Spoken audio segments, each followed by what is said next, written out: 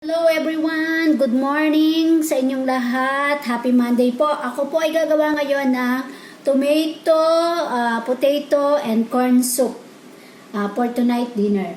So, pinapakulo ko lang po yung water at prepare ko na po yung aking mga ingredients. Ito po yung aking blanch na fork bones na binili ko kanina.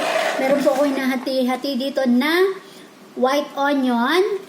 May brown dates po ako, and huwag kakalimutan ang slice na luya, at meron akong chicken broth cubes. Ito po yung aking tomato na 4 na piraso na hinati-hati ko na yan. And meron ako ditong dalawang hinati-hati na carrots, large size, at potato. Ayan po, large size na potato. And etong corn, tinala ko po ulit yung buhok ng corn. Masarap po kasi yan, manamis-namis. So ayan, hati-hati na rin po siya. And the last is, ito po yung aking asin. Ayan. At ang aking black pepper. Huli po natin ititimpla yan.